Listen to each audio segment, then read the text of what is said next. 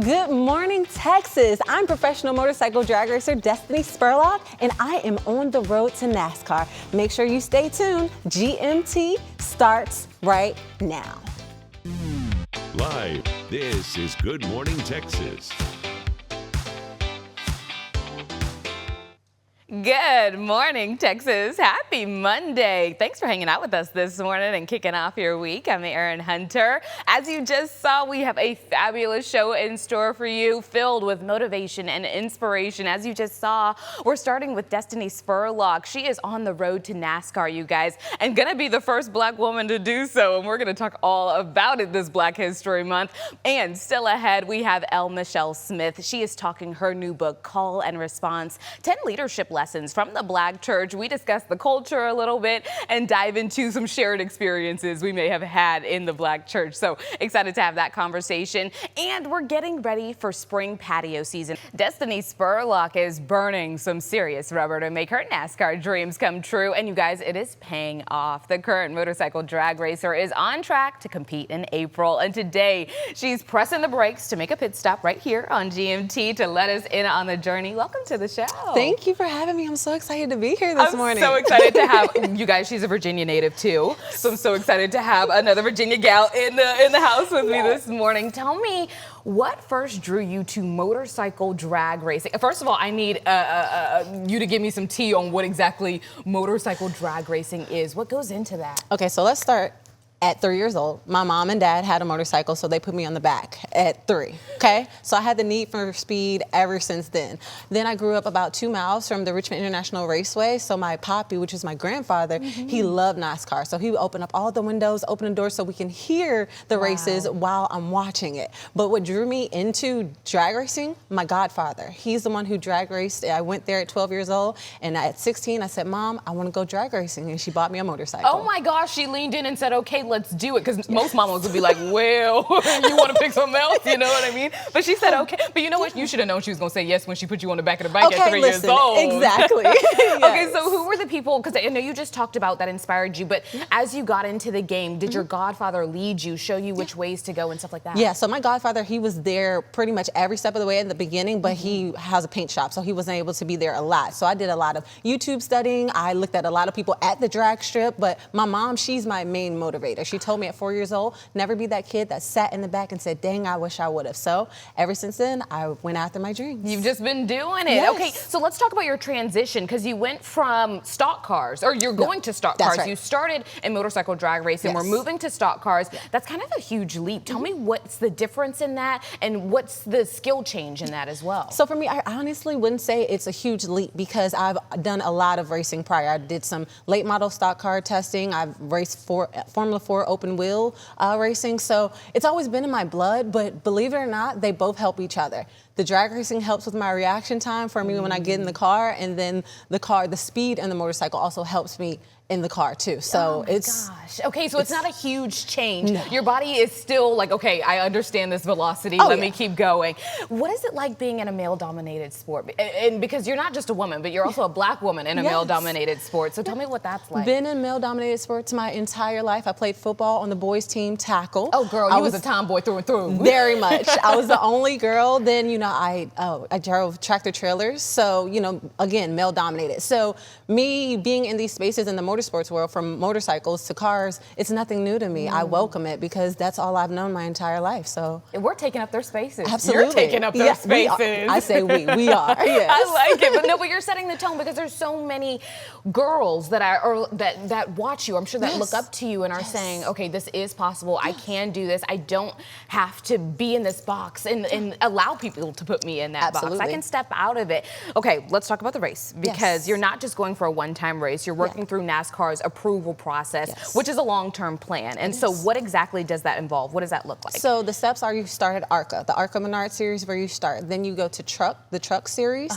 Then you go to, after trucks, you have the O'Reilly series, and then Cup. So Cup has always been my ultimate goal. We're not here for a little bit. Like, this is a long run. But I love racing. This is what I do, but it's not about me. It's about the little boys and little girls that are coming up after me, that look like me, that didn't even know this was a thing. So I'm glad that I'm able to be here in this space to be a good example for them and let them know they can do it too. Yes. Well, listen, I just want to say you're not just a good example for the kids. I mean, literally, even when I saw you walk in and you're in the garb, you know what I mean? And you are that girl. You're embodying what a ton, like you said, a ton of different kids want to be doing themselves. And you're saying, okay, this is possible. Yes. Stay in school, yes. but this is possible. So your journey is also being documented, which is so exciting, because you'll be able to watch this back. This is probably the best home video you're gonna get.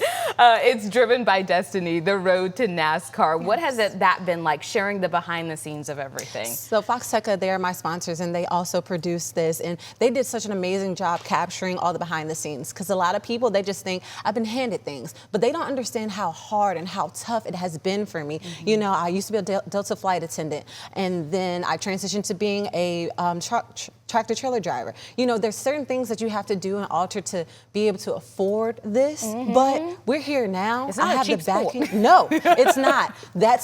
You need partnership and help. But yes, it's been amazing. I'm so excited for the docuseries. Episode 2 comes out Friday, so oh my I'm goodness. excited. Okay, well, you're standing on the edge of history, possibly going to be the first Black woman to compete in NASCAR's 77-year history. I just want to know what that weight of culture feels like.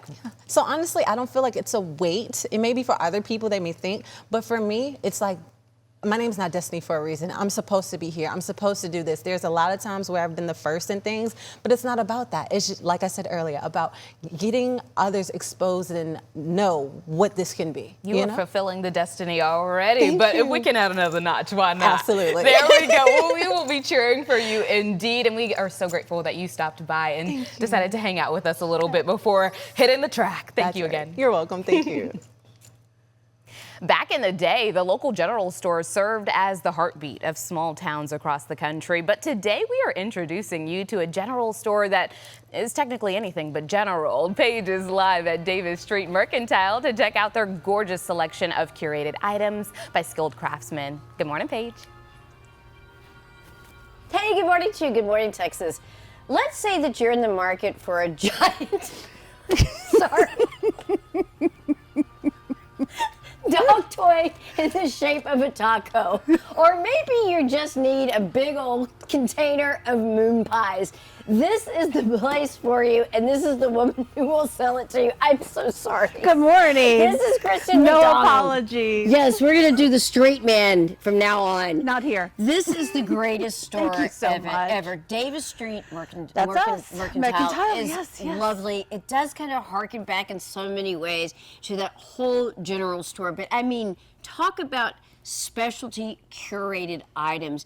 How did this whole thing begin? This was a happy accident. We are a very modern take on a very general store, and we do carry it all. Cast iron pans made in America, our candy counter, gourmet sodas, chocolates, t-shirts, colognes, candles made here. If you want it, you yes, get, and just to give you an idea how I landed on this store, I was looking for a Mardi Gras mask, and you try to find a Mardi Gras mask in a pinch. This is the place where you can do it. Yes. It's fantastic. And speaking of curated, you also really kind of keep the customer in mind. This is a store that's a neighborhood market. A lot of the items here are very localized. They even do custom wrapping paper. And I have to say that when it comes to the world of wrapping paper, you've actually won awards for wrapping We have. paper. What did you have to wrap in order to get this kind of, you know, street cred when it comes to wrapping paper? It is legit street cred at this point. Yes. And our chosen object was a toilet, a big white porcelain toilet out of the box. You think about that. Curves That's and hard. all. It was a challenge, and we've sort of become known for that. Throw us a challenge, and we'll bite at it and see how we can do.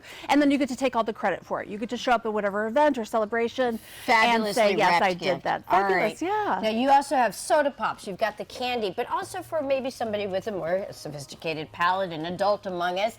You have lots and lots of different wines that are available for selection. Once again, you focus a lot on making sure that it's curated. Some of these are local Texas vineyards, but you hand select each item that is on these shelves. And that's what makes the whole shopping experience that much more special.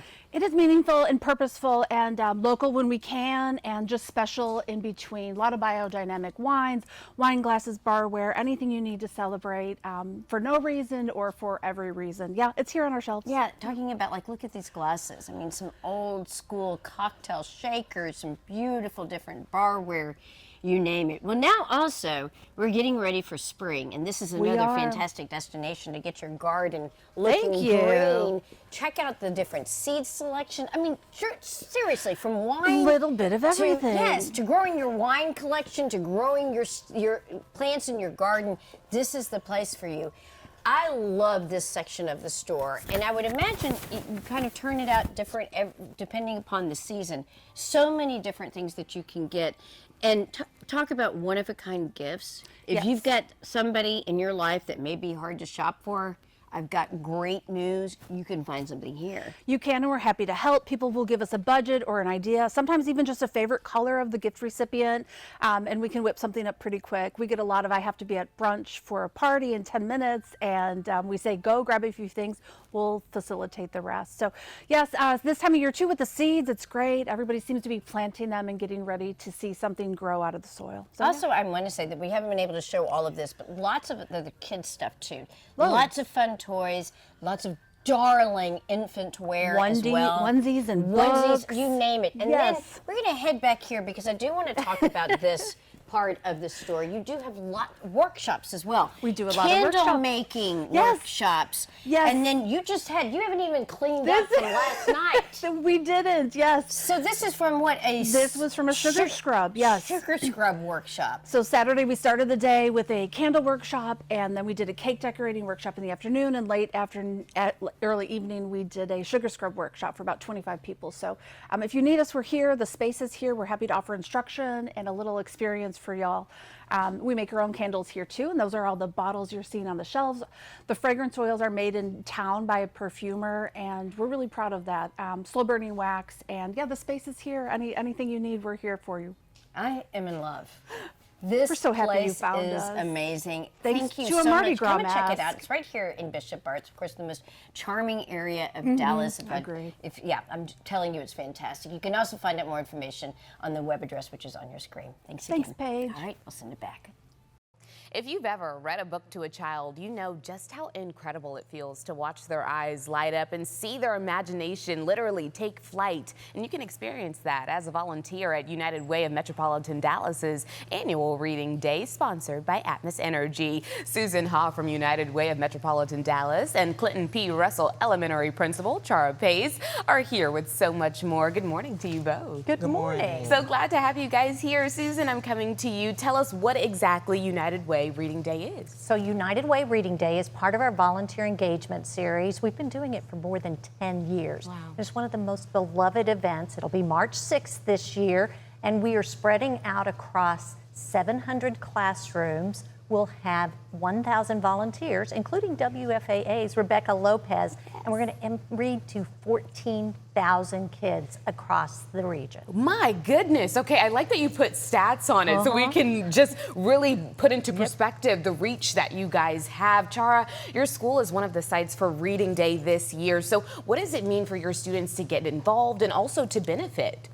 It means a lot. I think back to when I was a student in school and sitting right there where they were in those same seats, waiting on someone to come through the door and read to us. So I'm excited about that same experience for our students. They're going to be so excited. Their eyes are going to be bright. They're going to have somebody to bring them to the carpet. It'll be like a break from the regular routine. Yes. And so for me as a principal, just being able to go around and see all of that excitement in the class is going to be wonderful. We know that reading is foundational, and so they're just being exposed to books, being exposed to fluent readers is going to help build that foundation and set them up for success. I like how you said bring the kids to the carpet because I feel like that is a core memory for all of us is our teachers bringing us to the carpet and sharing those stories. And so I want to know, because you guys are focusing on third grade reading level in particular, tell me why that is. So it is critically important for kids to get to school ready to learn. So those earliest years are, so then when they walk in that door in kindergarten, they're ready. But third grade is a particular marker. Kids who are reading proficiently by third grade are 5 times more likely to graduate from high school ready for college or career. And of course that sets them up for financial stability, a long, healthy life. And so third grade reading is a key marker Yes, that we're it's all essential, focused on. it It's sounds essential, like. yeah. I mean, in third grade, you think about this. In the first few years of school, you're learning to read. By third grade, you're reading to learn. Okay, I'm understanding where you're going with it. And you're right, this is such a big part of children's lives. We do need to start early. I mean, as you guys are talking, I'm sitting here thinking of my third grade teacher, you know? I mean, it really is such a pivotal space in time for our children. Now, if someone is on the fence and thinking, okay, am I the right person to volunteer for this? Should I bring my reading skills to the table? What would you say to someone about the day, what they can expect when they show up? First, I would say don't be on the fence. It is absolutely an amazing day. Our students are really, really looking forward to it. For a lot of them, it's their favorite day of the year. So please, this is just 2 hours out of the day on a Friday that goes a long way. It makes a huge impact on the students. The students talk about it forever. After it happens, the students come back and they talk about it and they're excited and they want to know when the next one is going to happen. So again, it's just a couple of hours out of the day, so please don't be on the fence. Come on out and read to the students in the Metroplex. We're making lifelong memories, indeed. Okay, so tell us, how can we be a part of Reading Day if we so choose? So if you want to be part of Reading Day, which as Principal Paige said, everybody can do this. You can volunteer up until March 1st. That's the cutoff date. So you can go to our website, unitedwaydallas.org. There's information there, and join us and join 1,000 other readers, including our ambassadors this year. We have a stellar group of Reading Day ambassadors, the adult children of Roger and Marianne Staubach. If I can get this right, Jennifer, Jeff, Amy, Melissa, and Stephanie. There we go. I mean, I can't even remember my own kids' names sometimes, but we're so proud that they're joining us this year. My goodness. Well, we're so proud to have you on this morning, sharing what you're doing in our community and how you're pushing the next generation forward and making sure that they have those reading skills. So thank you so much for being here this morning. And again, United Way Reading Day is Friday, March 6th. You guys, you have until March 1st to sign up, so make sure you mark your calendars for that. Go to unitedwaydallas.org to register as a volunteer or just to make a donation. And remember, the last day, like I said, to sign up is March 1st. Leadership Lessons with Soul. Coming up on GMT, author L. Michelle Smith reveals why some top executives say the Black church shaped their leadership style. And next on GMT, Chef Nico Sanchez is in the GMT kitchen with me, and we're getting ready for patio season, guys. It will eventually warm up, so we're going to have you prepared. Don't go anywhere. GMT is back in just 2 minutes. We are in the GMT kitchen this morning getting ready for patio dining season. As the spring-like temperatures start to settle in a little bit, it's time for you to get out and find you a good patio. So Chef Nico Sanchez from Miss Amaya is here with a light dish that is perfect for the warm weather eventually when it does come back. Good morning. Good morning. Very excited to be here. So glad to have you here. So tell us, what are you making today? Because you've got some ingredients. Yeah, so since patio season is here now, it's beautiful weather up there, and we brought some ceviche from Miss Amaya to pair it with weather and iced margaritas and. Yes, yeah, there is nothing like a patio, a margarita, and then a fabulous ceviche with some lime juice. Tell us where we start. So we're going to showcase our ceviche from Miss Amaya. It's a fresh. You can get a shrimp or fish. We got some fresh jalapenos, tomatoes, avocado here. Wow. It's a citrus-forward item because it pairs well with margaritas and white wine. I love when you say that it pairs well with margaritas, because anything that pairs well with margaritas, I'm in. Did you put fish and shrimp in here? Yeah, I did. I did. So it's a mixture. You get both. Yeah, you can get the shrimp or fish, or you can actually get it combined as well too. It's very, very popular, and just perfect for the weather. And very refreshing. Was that oil or lime juice? I put a little bit of olive oil in here. Just to bring it all together. We got some fresh lime right here. Beautiful. Yeah, this is perfect. You guys, it's so fragrant in here from the freshly chopped items, but also the limes, and it's just a sensory overload. I'm obsessed. I love it. Tell me why ceviche do you think is the perfect dish for outdoor patio season? I know you said it pairs well with a margarita. Well, it's super light, and it's a citrus forward, so it's perfectly to kind of calm down that heat that sometimes we get in Texas. And also we have the perfect, courtyard or patio Mesa Maya location to okay, so this is great. Oh, wow, Great okay. with this. So we're just gonna put it over the tostada, blue corn tostada with the ceviche. And do you guys make the tostadas avocado. yourself? We do, yeah. Of course, in-house. We do fry that in-house, and then we're gonna a little bit like that.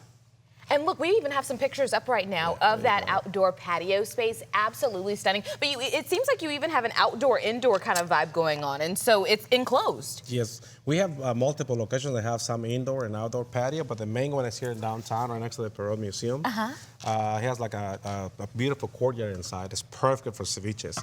We also have on Saturdays and Sundays our brunch items. They're very popular. We've actually two of the most popular items for brunch. We also have the mimosas and Bloody Marys for these things. We do Saturdays and Sundays from 10 to 3 p.m.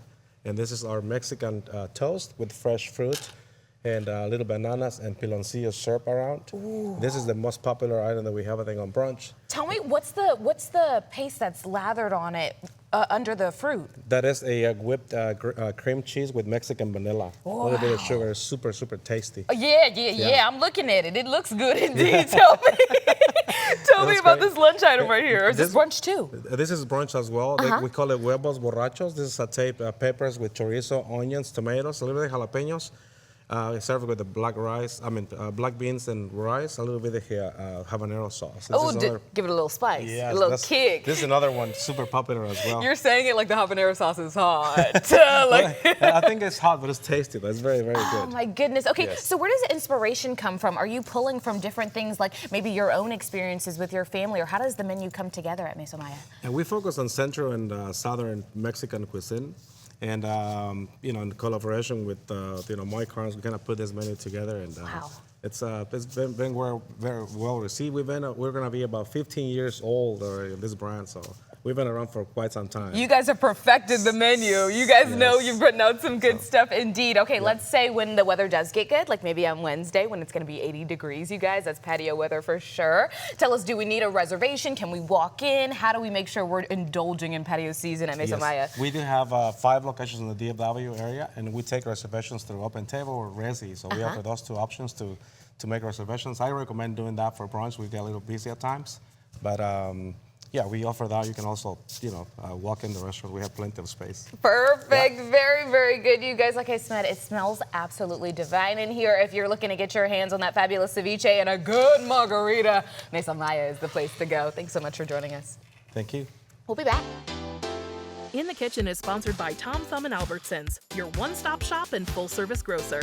Oscar-winning actress Viola Davis put her seal of approval inside L. Michelle Smith's latest book. It's titled Call and Response, 10 Leadership Lessons from the Black Church. And today, L. Michelle is here in studio with us to give us so much more. Good morning to you. Good morning, Erin. It's so great to be here. I'm so glad to have you here. So let's talk about it. Give us the vibe of this book. What inspired Call and Response? Yeah, so the vibe is that it is not a religious text, despite the fact that the word church is in the title. Yeah. It's a business leadership book, and it has a lot of storytelling, it has some funny parts, but it has some very serious leadership lessons in it. Okay, so you call the Black Church basically a leadership secret sauce. So what made it such a powerful training ground? Why start there? Right. We call it the original business school. And for so many of us, we didn't realize it until later, like now. And now we have verbiage and language for it because we applied the science in the book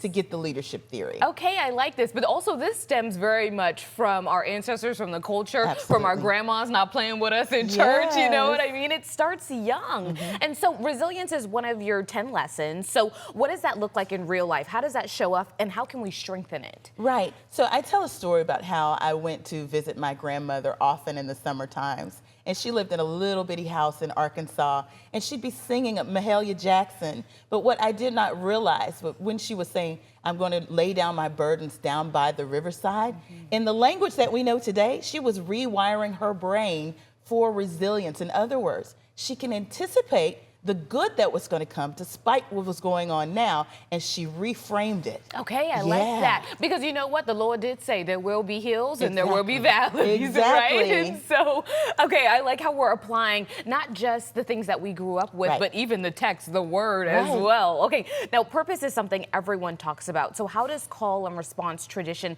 actually help people in finding their voice? Right. You talked about starting young, and we found that little people got big jobs in the Black church.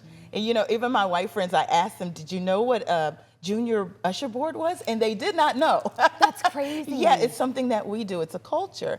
But so many of these young people got the first opportunity to lead in a big way, and they found their purpose in that they wanted to serve others. And while they were serving those people, they learned something about themselves.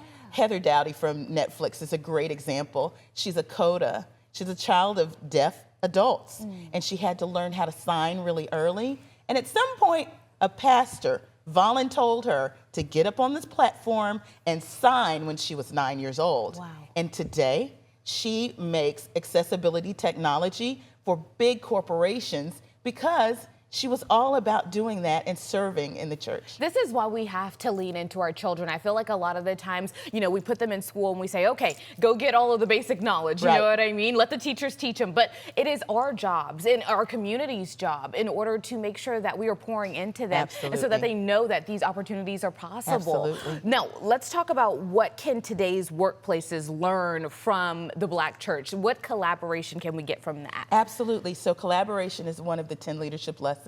And community is also, and they're very closely related. You know, we have teams, but usually that's just a group of individuals. We'd like for them to bond, and that's what community really is about. There is a hormone called oxytocin that the brain emits when we connect.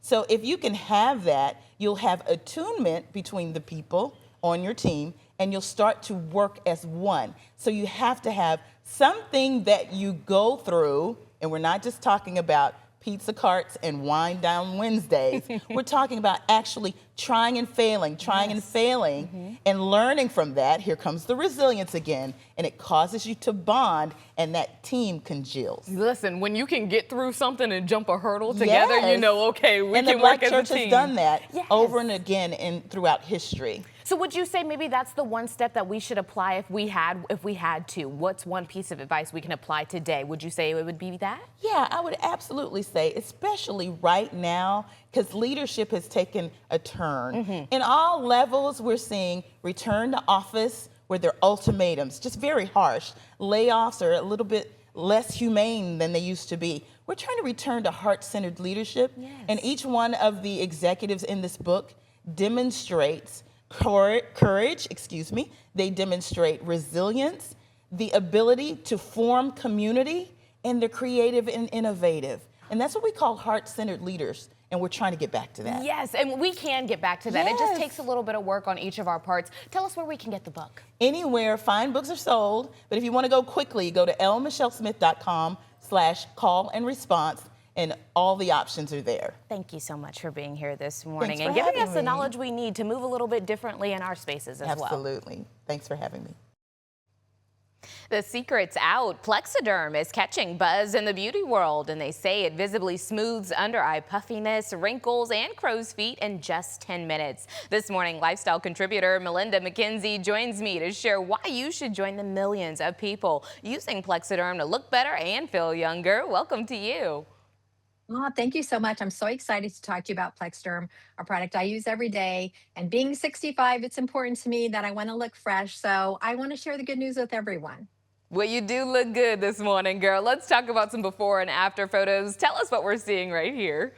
Yes, so you're seeing people with all kinds of skin types and textures using Plexiderm. You use the smallest amount. That means under the eyes. Do you have the puffiness? Do you have the lines and creases? Do you have the crow's feet? It doesn't matter what your issue is because Plexiderm is simply a serum you put on clean, dry skin. And I'm talking to anybody that's watching saying, I don't believe it. It's not true. There's so many things out there that are not real. I'm here to tell you I've been using Plexiderm for 8 years. I don't have injections. I don't have fillers.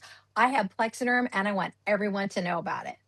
Yes. Okay, so break it down for us because it gets rid of those signs of aging. So what is the process exactly? Yes. So what Plexderm is, it's simply a serum based from the silicates from the clay rock. So what you are watching here is seeing someone apply it. Now she's putting a fan to speed up the process so you can watch how it works. You put a half of a pea size anywhere on your face that you'd like to smooth out lines and creases. Do you have the puffiness under your eyes? Do you have the hollowness under your eyes? Is it on the in between the eyes, those 11 lines? For me, it's under the eyes. I've lost the collagen, so I have the hollowness and I have puffiness and I have sensitive skin. So the great thing about Plexderm is it's a boost for the day. So you put the smallest amount anywhere, let it rest for 10 minutes. You have up to 10 hours of usage, and then you just wash it off at the end of the day so it doesn't change your nighttime skincare routine. Interesting. I love a good preventative care measure, and I feel like I could use it right around those smile lines. This is cool. So you brought some clips of users' reactions after seeing themselves for the first time after applying Plexaderm. Let's take a listen to that. Oh my gosh. Wow. Wow, is that really me? It's a facelift in a jar. Don't you love it? We have been on the market over 8 years, and we still get calls and letters from people every single day because you're in control of your skin. This is your boost for the day, and that's why it's so exciting. No matter what your age, no matter if you've taken care of your skin or not, Plexderm is going to help you look like you, only better by smoothing out all those lines and creases. And you guys have even won Editor's Choice Awards with L and E, but what's even better is when you see just how fast it works. 10 minutes, right? Yes, 10 minutes. We're asking you, once you put your Plexderm on, let it rest for 10 minutes. You're going to really see a difference in 2 to 3 minutes. The reason we ask you to wait those full 10 minutes is we want you to have up to 10 hours of usage. And the reason we're winning these awards is because we're tried and true. Like I said, we've been in the market over 8 years. This is a product that really works. Just remember, less is more. You can also wear cosmetics with your Plexaderm, but you will find you wear less. But remember to wear water-based cosmetics. Oil will dilute it. I used to slap a bunch of concealer under my eyes. I don't have to do that anymore. And I'm excited because the thing about Plexaderm is we will always give you a 30-day money-back guarantee because we're so sure once you try it, you're going to love it. Oh, very good. And you even have a special going on right now. We're so excited to share this with you. For only $14.95, you're going to get a 6-pack. That means you can try 6 applications of Plexaderm. And again, free shipping, a 30-day money-back guarantee. Just go to plexadermtrial.com, scan the code, call the number, and share your stories. We want to hear from you. Thanks so much, Melinda, for being here this morning and getting us to look our best in 2026. And for you at home, if you're thinking, okay, I'm ready for a facelift in a jar, try this award-winning product for yourself and send them your results. You can take advantage of their special offer with free shipping by calling 800-660-4091. You can also scan that QR code that's on your screen right there, or you can visit plexadermtrial.com for more information. Coming up tomorrow on GMT, we continue our spotlight on art this Black History Month with award-winning painter, muralist, and filmmaker Jeremy Biggers from Dallas. Then, fashion meets inspiration. We get a preview of the Runway for Hope fashion show supporting ovarian cancer research, where the models are actually cancer survivors. And prom season, it is coming. Paige takes us live to the St. Andrews prom closet, where fairy godmothers are ready to help girls shop for dresses and accessories and more for free. It's Heart Month, a great reminder to take care of our hearts, and heart disease is still the leading cause of death for both men and women, but there are simple steps we can all take to lower our risk. So Dr. Amit Kara is the clinical chief of cardiology and director of preventative cardiology at UT Southwestern, and he's here to share so much more. Good morning to you. Good morning. Thanks for having me. I'm so good. Okay, so tell me, why is this the perfect time to talk about Heart Month, why it's important to take care of what's going on inside of us, because it's probably the most important organ we have. Well,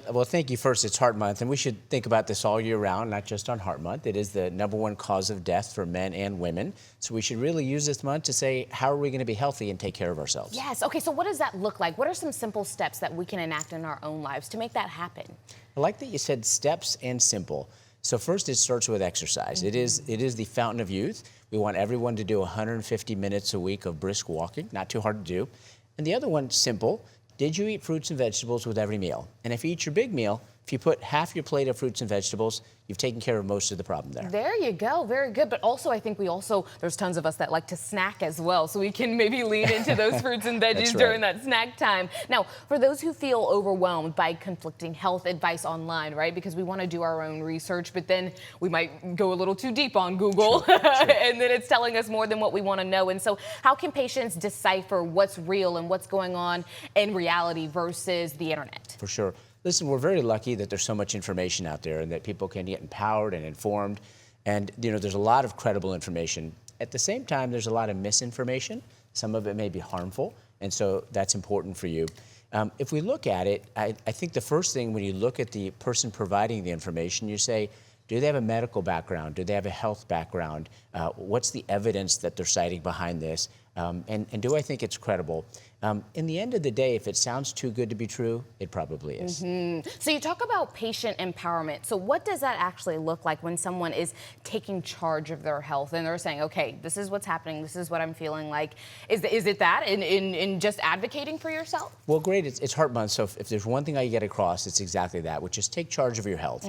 So first we talked about exercise, nutrition. Make your plan this month. Write it down. How are you going to exercise more? When are you going to cook? How's the shopping going to go? The other part is making the time to see your provider, your doctor every year. We need to take care of ourselves. We don't do a good job in general, so making that time for yourself. And the final thing is, as we look at that, is knowing your numbers. We talk about blood pressure, cholesterol, and I think it's not just getting them checked, but knowing what they are yourself, and not just hearing someone say things are okay, but knowing those numbers yourself. Right, and knowing the meaning behind the numbers, right? What's good, what's bad, but also, like you said, making a plan, because I think a lot of the times we get caught up and it's too hard or it's too time consuming, but we're just not breaking it down far enough to fit it into our schedule and make it happen, and then it turns out it's actually not hard at all. So tell us, if people want direct information from you about their heart health, if they have questions, tell us where we can go to find you, but also to take that correct next step. Well, thank you, and I think you just said it right. It's little steps, and one little step is getting good information. UT Southwestern, we created some heart health videos so people can learn the simple steps for their health.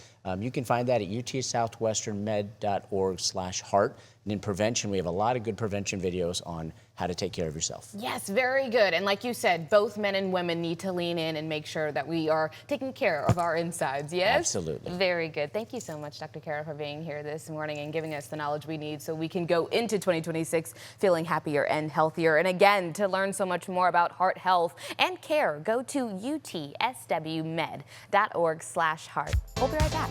Many Americans suffer from peripheral neuropathy. Causes can range from diabetes and chemotherapy to surgical complications and sometimes even side effects from medications. Many patients experience gradual loss of comfort and mobility and honestly overall quality of life. So Dr. Kurt Collins says it doesn't have to be that way, and he joins me to share how an advanced process is helping neuropathy patients find the relief that they deserve. Good morning to you, Dr. Collins. Oh, good morning, Erin. Glad to be here. Glad to have you. So tell me, what are 3 things you want people suffering from peripheral neuropathy to know? Yeah, well, Erin, the number one thing people should know is that neuropathy always gets worse over time. It doesn't level off or just go away on its own. It progresses just like rust on your car. Every day you wait, more nerve fibers are breaking down and dying. If nothing is done, the damage continues to spread and becomes harder to reverse. The earlier you get the proper diagnosis and treatment plan in place, the better your outcomes will be. And number 2, pain medications don't fix neuropathy. Drugs like gabapentin and Lyrica, they're like noise canceling headphones for your nerves. Yes, you feel less pain, but the nerve damage keeps happening underneath. The longer someone stays on these medications, the more potential for side effects that they have to deal with later. And the last thing, number 3, and maybe the most important thing, is most people wait too long. I've seen this firsthand too many times to count. People ignore that warning system that the body's trying to give them until their sleep gets disrupted. They start to fall, and eventually they can hardly walk. They can't sleep, and life becomes exhausting. They go, why didn't anybody warn me? So don't wait until it's too late. Get evaluated as soon as those early symptoms apply. That's the main warning I want people to hear today. Yes, yes. You talked about that warning system. Tell me about those signs and symptoms that go into that. Oh, great question, Erin. Neuropathy usually starts quietly. Common early signs might be occasional numbness, tingling in your hands or feet. Maybe you feel like you're wearing invisible socks or walking on gravel. That's not aging. That's the nerve starting to be damaged. If you're losing balance, your nerves are failing to communicate with your muscles. If you feel unsure, maybe pressing the gas pedal, or you find yourself stumbling and reaching for furniture so you don't fall down, those are the red flags. Those are the warning signs. Please don't ignore those. I'm so glad that you said that is not a part of aging. I think we chalk a lot of things up to that we're just getting older, but in reality, it's okay. We need to be leaning in and paying attention to our bodies. And so tell me, once we figure out those signs and symptoms, maybe we are suffering from some of them, what is the typical treatment options for something like this? And are they effective? Well, Erin, most treatments focus on stopping the pain, masking the symptoms, not stopping the damage. So that's like taking batteries out of the smoke alarm so you can go back to sleep while your house burns down around you. Again, the symptoms may quiet down with medications, but the nerves continue to die. At Advanced Nerve and Health, we treat neuropathy as nerve failure, not a pain condition. We identify exactly where the damage is, and we use advanced non-invasive technologies to repair, regenerate, and restore that normal nerve function. And here's the truth people need to hear. There is a point where nothing can be done to restore full function and feeling. That's when walkers, wheelchairs, and a loss of independence become your only option. So if you're watching this now and you notice those symptoms, this is your window. Every day you wait, that window gets smaller. I see why you're emphasizing it, because it really does just sound like a domino effect. And once that first domino is down, it's just a repeat method from there of your nerves just seemingly disappearing. I might not be using the correct medical terminology, but tell me, what can Advanced Nerve and Health Center do for those patients that are suffering? Well, at Advanced Nerve and Health, we help people take control of their life and get their health back. Oftentimes, after their primary care doctor has already told them there's nothing more they can do. That's why we do what we do. We love seeing our patients get their life back. So if someone you love or you are suffering with numbness, tingling, nerve pain, don't ignore it. Remember, neuropathy is progressive and early evaluation matters. So if you're looking for treatment options that focus on correcting the root cause of your symptoms, call us and we'll do an evaluation, do a sample treatment for you, and we'll help you get the answers you're looking for now. Very, very good. Let's talk more about that. I'm going to give them all of the information. Thank you so much, Dr. Collins, for being here this morning. The Advanced Nerve and Health Center has 15 vouchers available, you guys. For $49, you will receive a neuropathy consultation to learn everything about your neuropathy. That includes time with a doctor, in addition to a motor, sensory, and thermal scan. It's a $349 value that you receive, guys, for just $49. Put your health first. Make sure to call 469-277-9391 today. Again, I want to make sure you have that number, 469-277-9391. Thanks so much for hanging out with us. We'll see you right back here tomorrow. Have a good morning, Texas.